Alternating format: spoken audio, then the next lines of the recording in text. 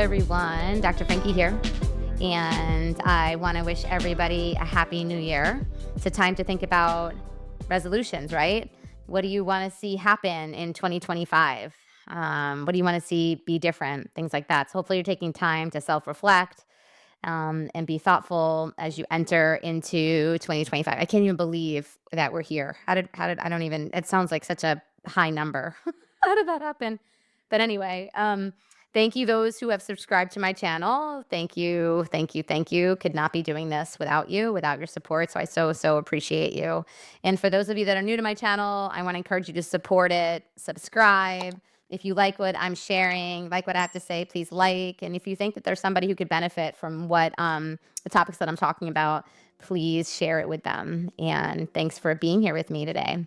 So let's just jump into my topic, which is 10 sex and dating New Year's resolutions. We tend to focus on self-improvement with New Year's resolutions, working out more, eating healthier, sleeping with our phones in another room, maybe less just time on the phone, right? It might be a good idea to apply some of this enthusiasm for improvement to your sex and dating life. Yeah, I say, hell yeah, let's do that. Giving up habits you know aren't helping you and forming healthier new ones in their place. I have some suggestions today that I want to share with you all where you can start.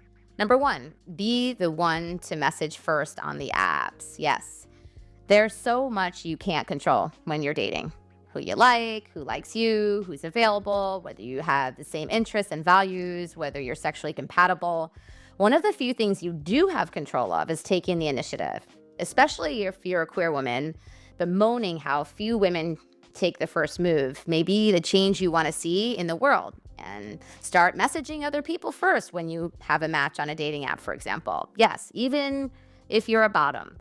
They may or may not respond or respond the way you want them to, but you'll know that if it doesn't work out, it's not because you didn't give it a shot. Number two, make your list of green and red flags. When you can wait for someone perfect to materialize in your life effortlessly, maybe a hot coworker with everything you look for in a date will waltz into your life with a charming smile.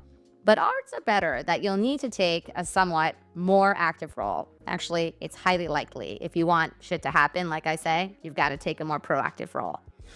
Deciding for yourself your green flags, what's most important to you in a relationship, and what's a deal breaker means you can make more empowered decisions about your dating life rather than simply reacting to what life hands you and potentially settling for someone who doesn't meet all your needs.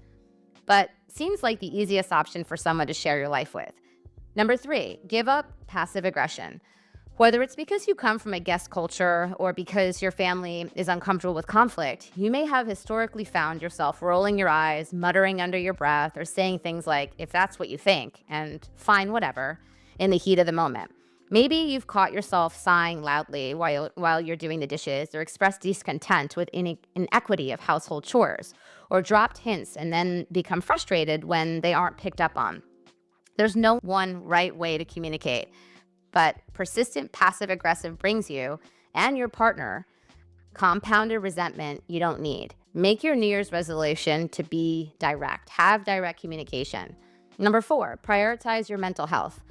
You can't pour from an empty cup, as the saying goes. Prioritizing your mental health is the foundation of a healthy relationship with anyone.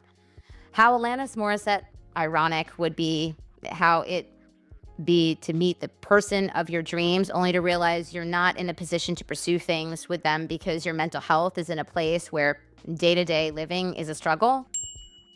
Focus on therapy, treatment if applicable, a lifestyle that accommodates your mental health needs, and a strong support network means that you'll be able to show up the way you want to as much as possible on dates or in your relationships, any of them, romantic, familial, friendships. Number five, invest in your friendships. It might sound counterintuitive to commit to your friendships as a New Year's sex and date resolution, but strong friendships make all our relationships, including our relationship with ourselves and our partners, healthier.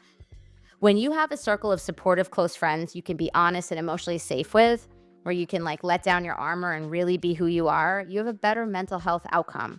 You're less likely to become codependent and enmeshed with a partner, less susceptible to toxic and abusive relationship dynamics, and have a social circle with whom you can spend healthy time away from your partner, which is important. When you inevitably get into conflict with a partner, are contemplating big milestones like moving in together or marriage, or are struggling with a healthy breakup, having other relationships in your life to lean on is key. So important. Number 6, get tested regularly. Lifestyle choices centered around safer sex is one of the ways you can demonstrate to potential partners that you're trustworthy and reliable, and to yourself that you're worth taking care of. If you're having any kind of partner sex regularly, make it a resolution to get tested regularly as well. Yes, even if you're having queer sex, while you're at it, make it a habit to ask your partners when they were last tested as well, and offer up your results. If you or your partner does have an STI, it doesn't mean you can't hook up, but it does mean everyone did the right thing to get informed, and then you can take precautions to protect yourselves and stay healthy. Number 7, set boundaries rather than expressing preferences. If you consistently try to communicate to people in your life how you want to be treated and then feel resentful when they don't follow your directives, maybe even considering cutting them out of your life, this year is a great time to learn how to set boundaries effectively. It's totally possible that people in your life are being disrespectful and inconsiderate. And it's also true that boundaries are something you take responsibility for with your actions, not something people can violate or invade on their own. Learn about how to set a successful boundary and change your life by looking at a previous video that I have posted. Number 8, fight fair. There's no world in which you don't have any fights or conflicts this year, with partners, with family, with friends. But that doesn't have to be a bad thing necessarily. Conflict can be healthy and generative, and even leave your relationship in a better shape than it was before. It deepens intimacy and the connection and closeness that you have.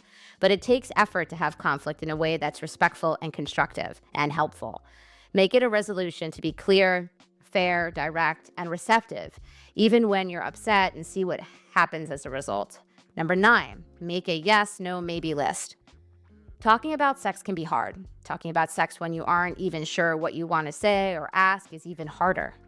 Make it as easy for yourself as possible by figuring out the tricky stuff on your own. And maybe even learn something about yourself in the process by making your own yes, no, maybe list. And if that sounds foreign to you, look at a previous video that I have posted. Number 10, masturbate more. Yes, masturbate more.